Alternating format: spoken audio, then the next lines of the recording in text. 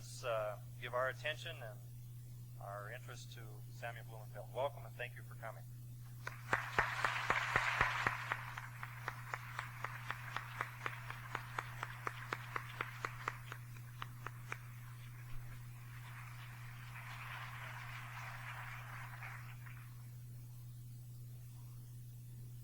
Thank you, Wayne, for that very kind introduction. Sort of ironic for me to be standing on the stage of a public high school, since I have gained a reputation for being such a vocal critic of the public schools. But of course, this is public property, is it not? We pay taxes for these buildings, and they belong to the taxpayer. They belong to the citizens of this state, this community.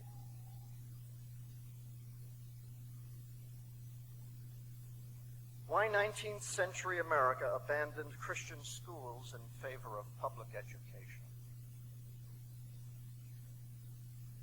When I started writing Is Public Education Necessary in 1976, I wanted to find out why this country, born in freedom, adopted government-owned and operated education so early in its history. The whole idea of government-controlled education seemed to contradict everything about the origins of this country and the adherence of our founding fathers to a philosophy of freedom. What's more, our federal Constitution makes no mention of education and has left the entire matter up to the citizens and the states. Indeed, if you stop and think about it, it becomes more and more obvious that if anything at all should be in private hands, it is the education of the young. It is hard to think of an enterprise or service less suited to government ownership or control than the education of children. In the first place, parental rights, preferences, and responsibilities take precedence over government interest in the raising and educating of children. And secondly, education is so deeply involved with moral values derived from religion that it is inevitable that government involvement in education would lead to unending conflict and confrontation with both parents and religion. And we have not even addressed the problems of cost and efficiency, which argue strongly against any government enterprise.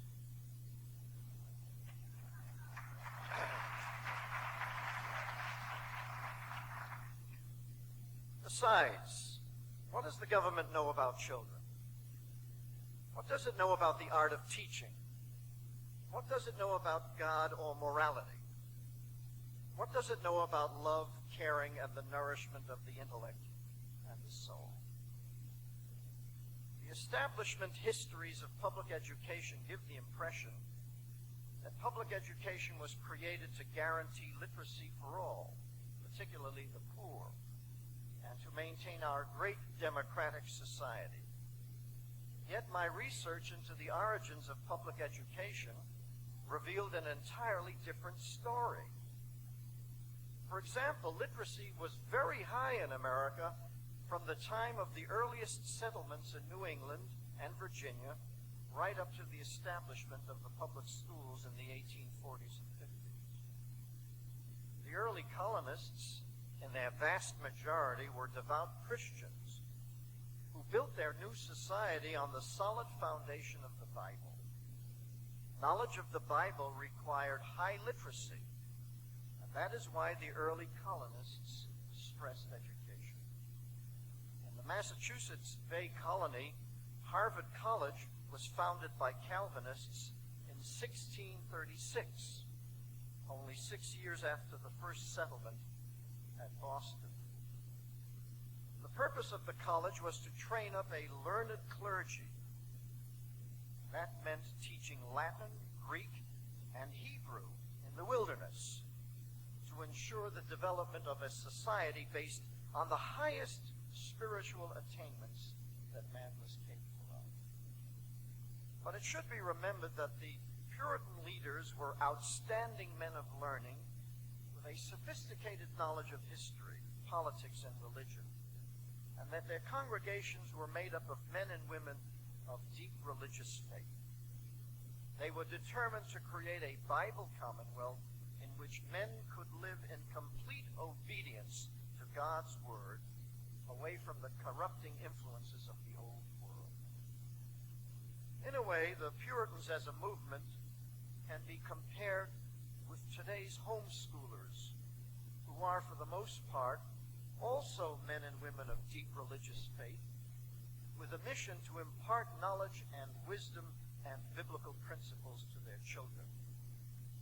I'm sure that if Christian homeschoolers today migrated en masse to some wilderness where they could create a society of their own, the educational facilities of that society would soon outshine that of the culture they left behind. Why? Because the homeschoolers, like the Puritans, would build their education on the foundation of truth, while the public education of contemporary America is based on falsehood. In the Massachusetts Bay Colony, education was considered a parental responsibility. In fact, the very first education law in the New World, enacted by the colonists in 1642, required parents to exercise that responsibility. It read, quote, "For as much as the good education of children is of singular behoof and benefit to any commonwealth, and whereas many parents and masters are too indulgent and negligent of their duty in this kind, it is therefore ordered by this court and the authority thereof that the selectmen of every town shall have a vigilant eye over their brethren and neighbors, to see first that none of them shall suffer so much barbarism in any of their families as not to endeavor to teach by themselves or others their children and apprentices as much learning as may enable them perfectly to read the English tongue." Hear that, perfectly to read the English tongue. "And knowledge of the capital laws, upon penalty of 20 shillings for each neglect therein. Also, that all masters of families do, once a week at least, catechize their children and servants in the grounds and principles of religion." Unquote.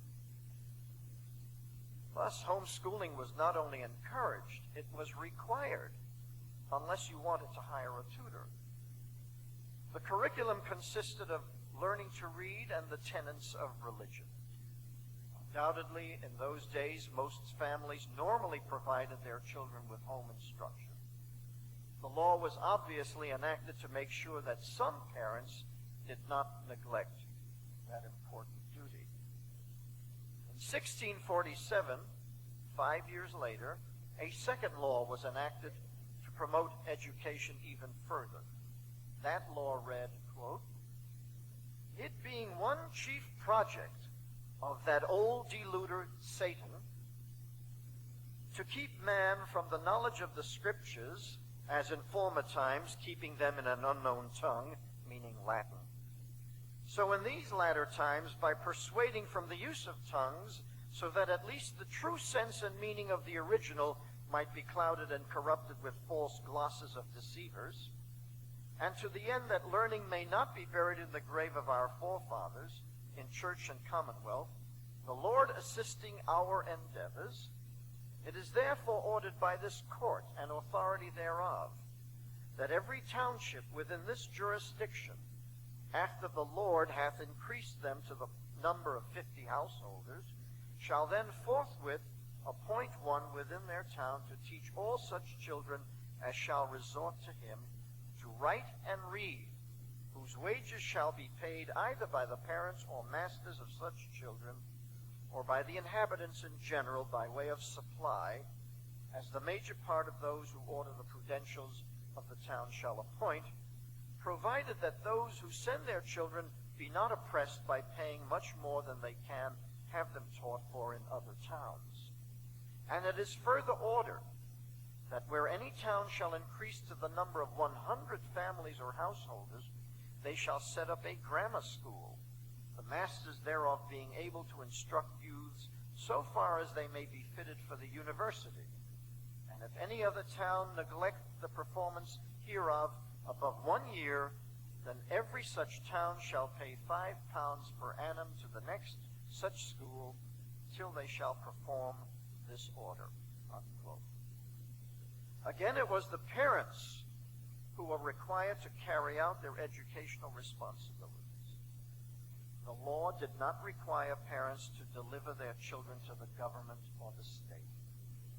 It required, in towns consisting of over 50 householders, that parents hire someone to teach their children.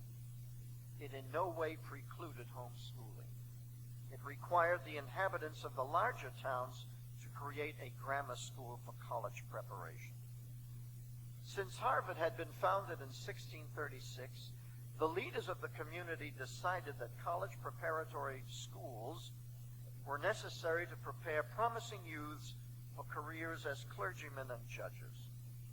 Thus, a knowledge of Latin, Greek, and Hebrew were considered indispensable if one were to know the true sense and meaning of God's Word and not be deluded by Satan. Today in our secular textbooks, the Puritans are caricatured as naively superstitious, wearing their quaint, simple clothes and believing in such mythological creatures as witches and demons. But the truth is that the Calvinist worldview of the Puritans provided them with a superior understanding of reality, which enabled them to establish and sustain a flourishing and growing civilization on a new continent, a moral and cultivated society which then attracted thousands and thousands of new settlers. Historians have called Puritan New England a theocracy. To the extent that God's law ruled the Commonwealth, it was indeed a theocracy. True, only church members could vote or be elected to public office, but the church was democratic in form. Each congregational church elected its own minister, and there was no religious hierarchy. As Cotton Mather put it in one of his sermons, quote, "Let all mankind know that we came into the wilderness because we would worship God without that episcopacy, that common prayer, and those unwarrantable ceremonies with which the land of our forefathers' sepulchres has been defiled. We came because we would have our posterity settled under the pure dispensations of the gospel, defended by rulers that should be of ourselves." Unquote. It was in the framework of basic Calvinist worldview that the American colonies grew. The development of trade, the influx of other religious sects and denominations, the increased economic prosperity, the emergence of religious liberalism, and the pressures of the British Crown and Anglican episcopacy to dominate the colonies wrought major changes. But the essentials of Calvinist belief dominated colonial society. The Great Awakening, that intense evangelical revival that swept the American colonies in the 1730s and 40s, was not only an affirmation of that basic, uncluttered simplicity of man's relationship with God, but also a strong reaction against the growing liberalism of the clerical elite. The awakening also enhanced the idea of individual freedom as a prerequisite for a religious life, an idea that helped fuel the American Revolution. Charles Lippy writes, quote, "Because the individual sinner became the center of religious experience, and because all persons as sinners held equal status before God, the importance of the individual in the structure of both religion and society was enhanced." Unquote. After the Revolution, The shift from common schools to private schools and academies did not signify a change in Christian consciousness. All schools were Christian schools in those days, for the simple reason that Americans still had a strong Christian consciousness and lived and worked within a Christian framework. The change from common school to private school represented a change in political form brought about by the Industrial Revolution, an expansion of knowledge, and the response of private initiative to new educational needs. Schools became places where not only basic skills and morals were taught, but also the many new professions and vocations. A learned clergy was still needed to provide spiritual leadership, and the glorification of God was still the purpose of life. But the economic possibilities of life, the opportunities to gain wealth, had expanded enormously, and the private school responded well to the changing needs of the new industrial era. It was in the 1830s, 40s, and 50s that the dominant Christian consciousness began to give way to an emerging secular worldview. What caused this change to take place? It began with the emergence of the Unitarian heresy in New England among the liberal clergy, the Harvard elite, and the affluent merchant class. The crucial event that signaled the arrival of the new worldview was the takeover in 1805 of Harvard University by the Unitarians and the expulsion of the Calvinists. That takeover not only made Harvard the citadel of religious and moral liberalism, but also the citadel of anti-Calvinism. It also set the stage for the philosophical conflict between the Christian and secular worldviews that still rages in America today. The issues at stake were fundamental: the nature of God and the nature of man. The Unitarians rejected Calvin's doctrines of innate depravity, predestination, election, and reprobation as repugnant and unjust. They rejected the Trinity as, quote, an enormous tax on human credulity, unquote. And by doing so also rejected the divinity of Christ and the means of salvation provided by his sacrifice on the cross. They were also repelled by the idea of a sovereign, omnipotent God who permitted evil and suffering to exist and who saved some human beings and rejected others. As Unitarian leader William Channing put it in 1819, quote, to give our views of God in one word, we believe in his parental character. Now we object to the systems of religion which prevail among us, that they are adverse in a greater or less degree to these purifying, comforting, and honorable views of God, that they take from us our Father in heaven and substitute for him a being whom we cannot love if we would, and whom we ought not to love if we could. We cannot bow before a being, however great and powerful, who governs tyrannically, unquote. In other words, the Unitarians made their worship of God conditional on his being what they wanted him to be. It was a not-so-subtle shift from the objective to the subjective, a warning that if God was not what they thought he ought to be, they'd create a God who was. When man creates God, he reverses the divine process and ends up worshiping himself. The Calvinists drew their knowledge of God from the Bible. Their desire was to know God as he is, not as we mortals would like him to be. The Bible has established the objective reality of God in a way that cannot be disputed.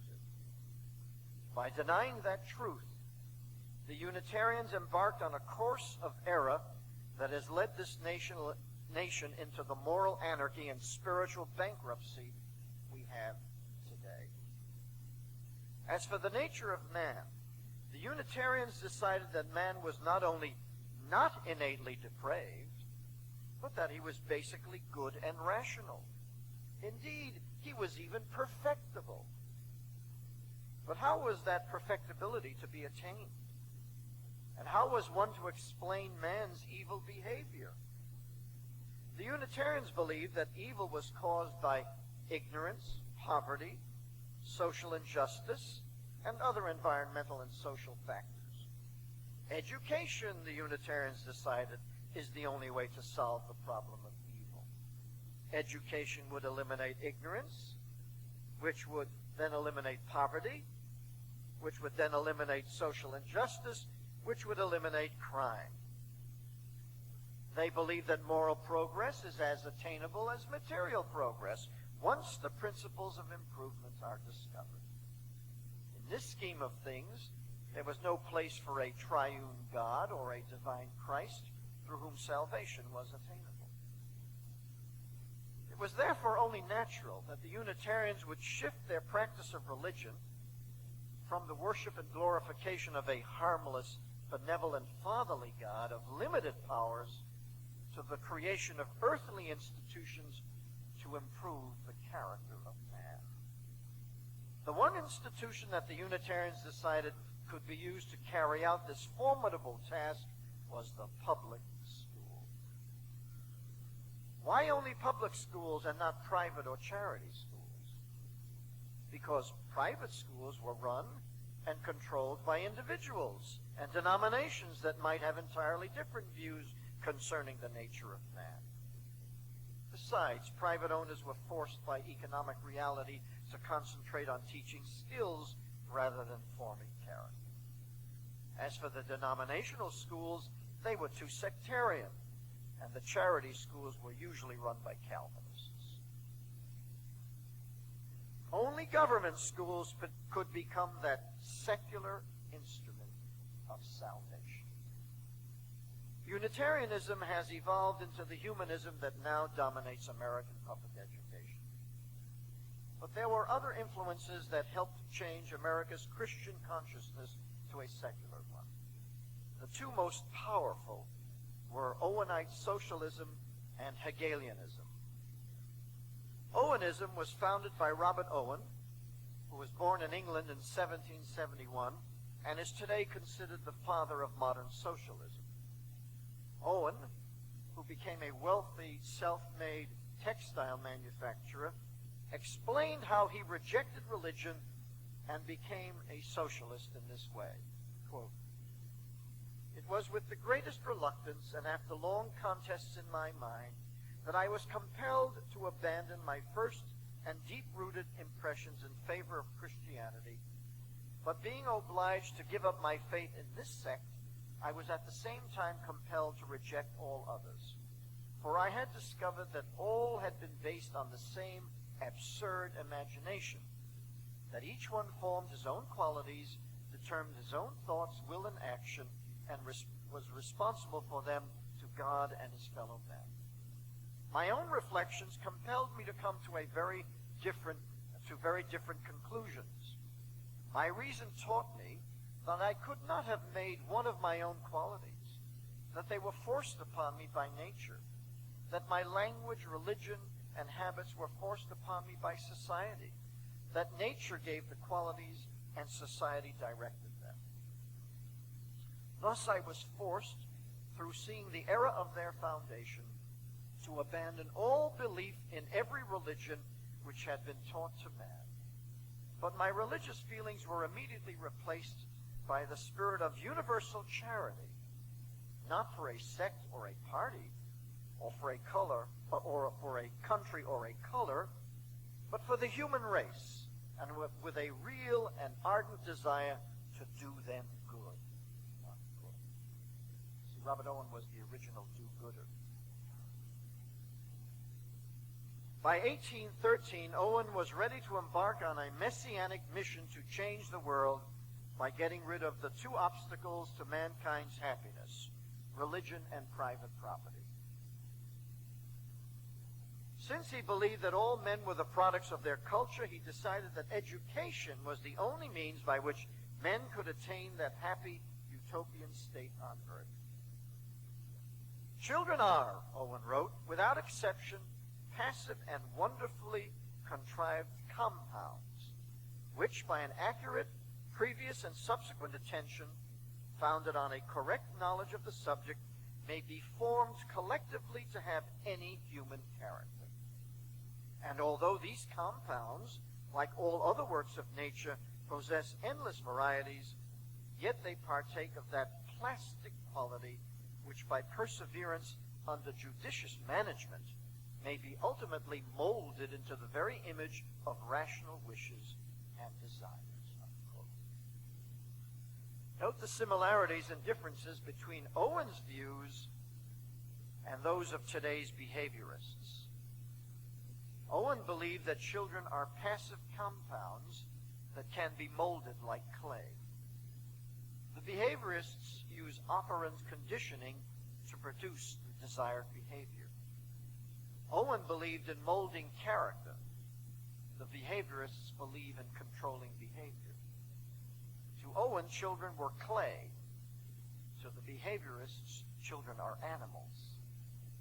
Owen lived at a time when men still believed in the perfectibility of character. Today, the behaviorists are less sanguine. They believe that man's basic character cannot be changed and that scientific control of behavior is the answer. Owen's views about education were welcomed by the Unitarians, for Owen had also advocated the creation of a national education system to mold the character of an entire nation. He wrote in 1813, quote, "It follows that every state, to be well governed, ought to direct its chief attention to the formation of character, and that the best governed state will be that which shall possess the best national system of education. Under the guidance of minds competent to its direction, a national system of education and training and education may be formed to become the most safe, easy, effectual, and economical instrument of government that can be devised. And it may be made to possess a power equal to the accomplishment of the most grand and beneficial purposes." Unquote. There you have the whole idea of a state education system that can mold an entire nation in the manner that you want it to be molded. Of course, that's the system that now exists in every communist country in the world, and also existed in Nazi Germany. In 1825, Robert Owen came to America to establish his communist colony at New Harmony, Indiana. It was called an experiment in social reform through cooperation and rational education. But in less than 2 years, it failed. The problem, Owen decided, was that people raised and educated under the old system were incapable of adapting themselves to the communist way of life, no matter how much they professed to believe in it. Therefore, the Owenites decided that rational education would have to precede the creation of a socialist society. And they subsequently launched a strong campaign to promote a national system of secular education in America. Thus, by 1829, the Unitarians were joined by the Owenites in the new growing movement for secular public education. A third important factor in the growth of the public school movement was the philosophy of Hegelianism, developed in Prussia by George Friedrich Hegel during the early part of the 19th century. Hegel denied the existence of an objectively real God who existed apart from the universe he created, capable of forming a covenant with human beings. Hegel considered Jehovah to be a mythological figure and Christ to have been a non-divine human being. Hegel's view was that God is everything that exists, all-inclusive, and that everything in the universe is in one way or another a manifestation of God. This concept is known as pantheism and is the basis of most Eastern religions. Hegel said that the universe is nothing more than God's mind or spirit or energy in the process of achieving its own perfection or self-realization. Hegel saw history as an evolutionary process of dialectical idealism heading toward perfection. To Hegel, man's mind is a microcosm of the divine mind and the highest manifestation of God in the universe. Man is divinity becoming aware of itself, and therefore man's institutions were the manifestation of divinity itself.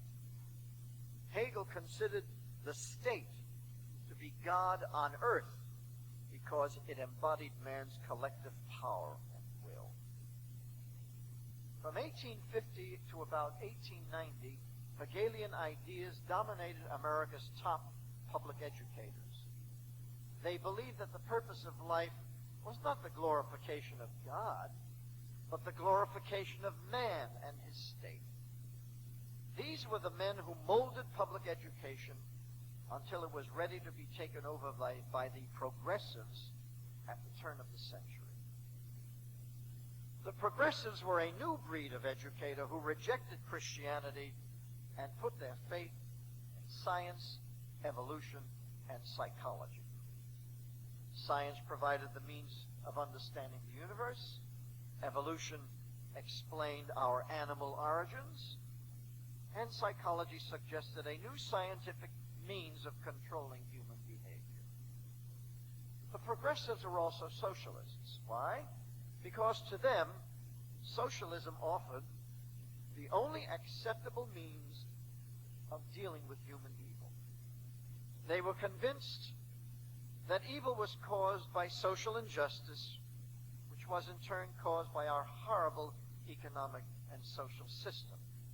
Capitalism, private property, individualism, the Judeo-Christian religious system. The progressives became obsessed with a messianic mission to change America from a free enterprise, individualistic, believing nation into a socialist, collectivist, atheist nation. They knew that Americans were not about to overthrow their way of life for socialism. So they decided that the best way to change America would be through the evolutionary process of education. But to do so, they realized that a new curriculum would be needed for the schools. So John Dewey got to work in his laboratory school at the University of Chicago, and after 2 years came up with the new curriculum. He explained it all in his little book, School and Society. Dewey said that what we had to do was de-emphasize and play down the academic and literacy skills and put the emphasis on the social skills. That is, social studies, activities, values, and behavior. In this way, children amenable to socialism would be produced. As far as the progressives were concerned, the schools would have to reflect the new atheistic purpose of life, the denial of God and the Bible, and the sacrifice of man on the altar of collectivism. Now, why did the progressives want to downgrade literacy skills? Well, because to John Dewey and his colleagues, high literacy was considered an obstacle to socialism. Why? Because high literacy produced individuals with independent intelligence who could stand on their own 2 feet and think for themselves. But in a socialist society, an elite does the thinking for everyone else. Thus, a socialist society cannot tolerate a population of individualists who can think for themselves and possibly oppose the elite. And so it was decided to dumb down the American people in order to create a more docile, manipulable population. Now, how were the educators to carry out this plan? How were they to give American parents the impression that they were educating the children while at the same time dumbing them down? Well, these men were the nation's top educators and the world's top psychologists. They put their minds together and came up with an ingenious solution. All they had to do was change the way American children were taught to read. And so they threw out the alphabetic phonics method, which is the proper way to teach children to read an alphabetic writing system, and put in a new method, a whole word, look, say, or sight method that teaches children to read English as if it were Chinese, an ideographic writing system. And this is exactly what they did. The change was made on a wide scale in the early 1930s. The results have been dramatic and devastating. American literacy today is on a par with many undeveloped countries. The dumbing down process has been successfully carried out, and there is no indication that the process can be reversed in the public schools. This is something that citizens must realize. The process cannot be reversed in the public schools because the public education system is controlled by the behavioral psychologists. They will not be budged. It isn't a single education reform bill that includes a reform of the teaching of reading. Just look them over, read them over. And that is why parents are now removing their children from the public schools and placing them in private schools, church schools, or educating them at home. There is also another reason why Christians abandoned Christian schools, or why Americans abandoned Christian schools in favor of secular public schools. Back in the 1830s, 40s, and 50s, there arose a great fear among American Protestants that massive Catholic immigration would change the Protestant character of American society. And so many conservative Protestants joined the Unitarians, Socialists, and Hegelians in promoting a government system of education which could be used to promote Protestant objectives. The Catholics, of course, caught on to this plan and finally decided to create a parochial school system of their own. There were many conservative Protestants who realized that they were taking a great risk in putting their children in secular schools, the risk that the religious faith of their children might be undermined. But they felt that the risk was worth taking. Indeed, they said as much in a report they made to the Policy-Making General Association of Massachusetts in 1849, the leading Protestant body in America.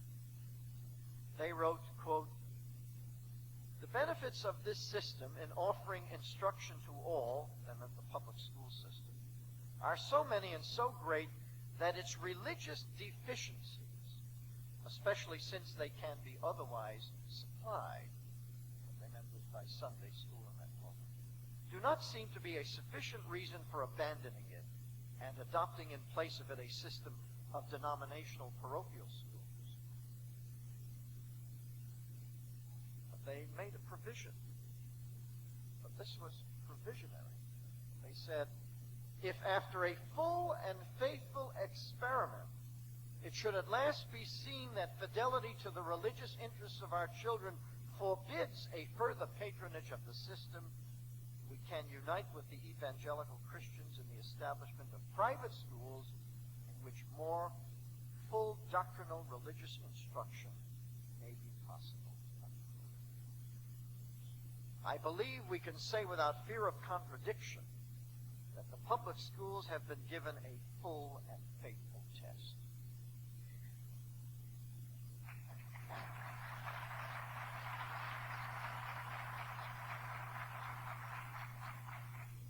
A test lasting over 100 years. And they have failed. The movement of Christians out of the government schools is an eloquent indication that Christians have recognized that failure. It is obvious that America abandoned Christian schools in favor of government secular schools because it no longer believed in the efficacy of salvation through Jesus Christ and accepted salvation through education. The public schools replaced Christ as the instrument of salvation. But the public school has in fact become the instrument of satanic destruction. There is no better way to describe it. That old deluder Satan, who could not delude our Puritan founding fathers, has managed to delude most of their sinful descendants. The choice for Christians today is quite clear.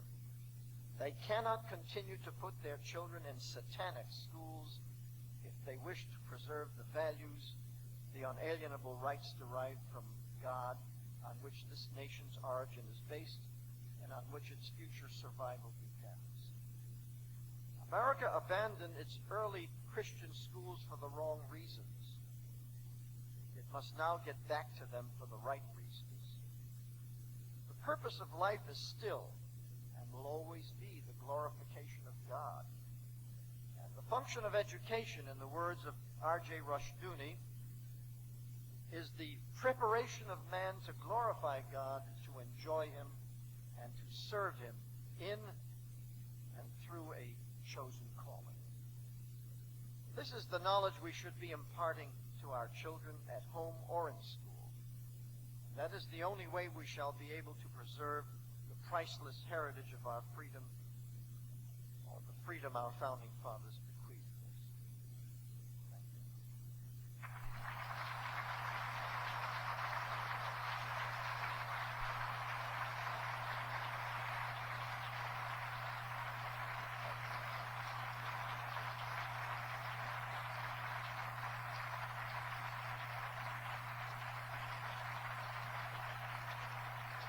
Did you want a question and answer or anything like that, or you should, I think we will take 5 minutes for that. That'd be great. All right, okay.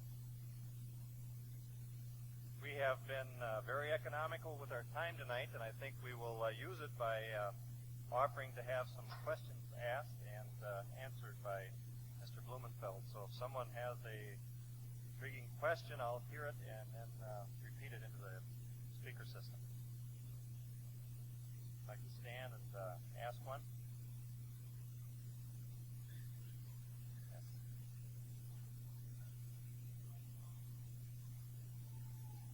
What is the most current issue between you and the National Education Association? Well, the most current issue is that they don't like me. That's the first thing. But I think that my book has been out 2 years already, and they show no indication of going anywhere except in the direction that they said they intended to go. They've only confirmed everything I said in my book about them. In fact, things have gotten worse. Their battle against Christianity is really becoming quite intense. They've joined forces with People for the American Way. And I think we're going to see a very interesting campaign in this coming election. The NEA has now become probably the strongest single political force in the United States, strongest single organized political force in the United States, outside the two political parties, and they have much more money than any of the political parties. I will discuss some of this in my workshop tomorrow. I think the workshop's tomorrow.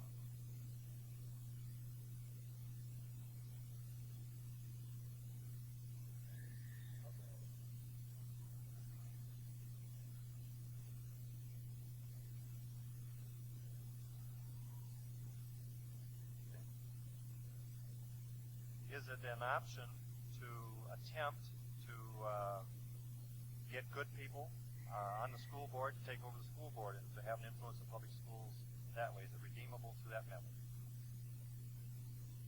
Well, this is my opinion. I believe that getting elected to school boards is really a waste of time. And I'll tell you why. Christians should be busy building Christian institutions, not saving humanist institutions. You see, getting on a school board means that you simply have to deal with all the problems of the NEA and the reading problem and all of that, and usually the majority are liberal.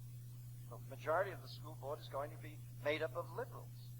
You're going to be outvoted, you're going to be frustrated, and after 5 or 10 years you're going to throw up your hands and say this won't work.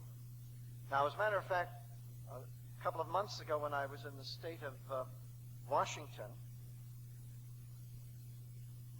to another, and I was accompanied by a conservative who had been elected to a school board in his small area.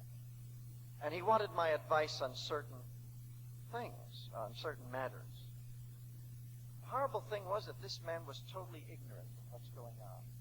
Totally ignorant. So what good is it to be a conservative on the school board if you have no knowledge of what's going on? He didn't even know what methods they were using in teaching reading in his school district. He didn't know how to deal with the curriculum. Well, I could advise him in an hour of traveling by car, but the problem is that conservatives who generally run for school boards know very little about what's going on. And so they have really no way of making any input. And then usually they're dealing with all of these humanists that staff the schools. How do they deal with these humanists? All they're doing really, the humanists simply find ways to get around what the conservatives want to do. Well, I'm saying that we have limited resources, limited energies, and it is best for us at this time, knowing what we know about the public education system and how completely controlled it is by the behavioral psychologists and the humanists. From the very top, your graduate schools of education, the writers of your textbooks, how completely controlled it is that there's absolutely no way it can be turned around by Christians. It's much better for Christians to devote their energies to building Christian schools where they can give the children the education that they want their children to have, instead of having to beg a public school to throw a few crumbs to the Christians.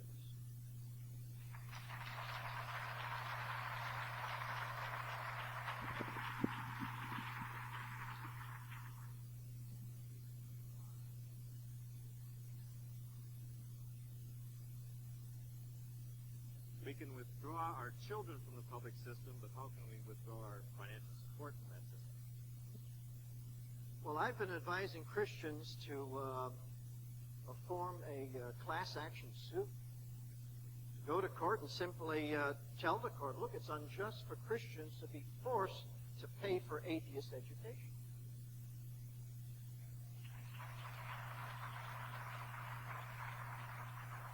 I mean, let's put this on the table. Do we or do we not have religious freedom in this country? I mean, let's bring it before the court. Say, should Christians be forced to support atheist, humanist education when atheists are not forced to support Christian education? What makes the atheists so privileged, so special, that only they are eligible for full monies from the government, full funding by the taxpayer? Everyone must pay taxes to pay for atheist education in this country. That's unjust. That's unfair. And I think if Christians will go to court on this issue, that they would have a very good case. You certainly get in the newspapers.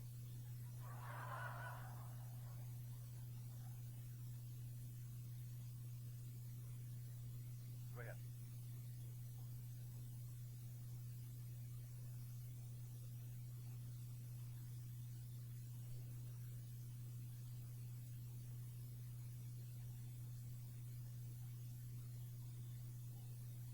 Okay, Christian schools, private schools are expensive. For some, it may not be an option. In some cases, homeschooling is also expensive, or people don't feel confident to do it. What are the alternatives you can do if you don't have the money? Should mom go to work?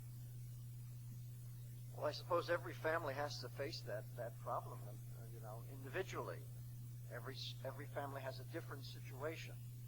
You just have to ask yourself, how important is it for my child or my children to get a decent education, a good Christian education? Then you have to do what you've got to do. You see, to put children in the public schools today is really sentencing them to a horror. When Dr. Rushduni said at the end of his speech that humanistic education teaches the love of death, he's not kidding. They teach death education in the schools, all over this country. Why do you think we've had this teenage epidemic of suicides? Matter of fact, here in Minnesota recently, you had in the Minneapolis area, a youngster committed suicide. The first suicide in that particular high school. He hung himself in his classroom. And educators all over the country are asking, why are these youngsters committing suicide? You know why they're committing suicide? Because the public schools are teaching two lethal, or teaching two things that when joined together are like an atomic bomb. They're lethal. They teach the child to hate life, and then they teach him to love death. Now, how do they teach the hatred of life? Well, they teach in values clarification that in life you have to decide who to throw out of the lifeboat, your grandmother or your sister. There are an awful lot of children who, when they're given that problem and are told that that's what real life is all about, choosing who among your loved ones to kill, they become rather upset. They're also taught in school that there is no God, there is no salvation, there is no heaven, there is no hell. They have no souls. Anyone who has to face that kind of a life must indeed come to the conclusion that life is pretty unbearable. How can you love a life in which you have to choose between which loved one to kill? But then they teach the child about death. They have the child write his own obituaries. They take the child on field trips to cemeteries and funeral parlors. Some of the kids try out the coffins. They write suicide notes. They discuss death at great length. And pretty soon the kids gain a very friendly feeling about death. That death is an easy way out. We have one high school about 50 miles west of Boston, the town of Leominster, where they've had something like a dozen suicides in the last few years. So I visited that school to find out what is going on there. And I asked the principal, do you teach death education? He said, of course we do. He was very proud of it. Oh, it's very necessary these days. And I said, well, who was teaching your death education? And he told me, well, it was the health education teachers teaching about death education. So I said, well, can I see one of these can I interview one of your health education teachers? And so he said yes, and I met the young man. He must have been in his late 30s or early 40s. He'd been in that high school for over, I suppose, 12, 15 years, teaching health education and death education and suicide. And I asked him what textbook he used, and he showed me this textbook for Random House. Regular big, fat textbook, beautifully illustrated, that has everything in it. Everything. Including a nice big spread on suicide. And the youngster who had just committed suicide in that school he had coached that youngster in track. And I asked him, well, why did that youngster commit suicide? Nobody knows. As a matter of fact, the youngsters who are committing suicide are the good children, very sensitive children. There's nothing wrong with them. They're not druggies. They're not on alcohol. They're not drinking. They're usually good, very good, sensitive kids who are loved by their families. It has nothing to do with their not being loved, that they are truly loved by them. It's because they are loved that they feel so terrible that they may have to choose between killing someone in their family. So I asked this teacher, I said, well, in view of the record of this school, I said, do you think things are going to get better or worse? And he said, well, what do you mean by better or worse?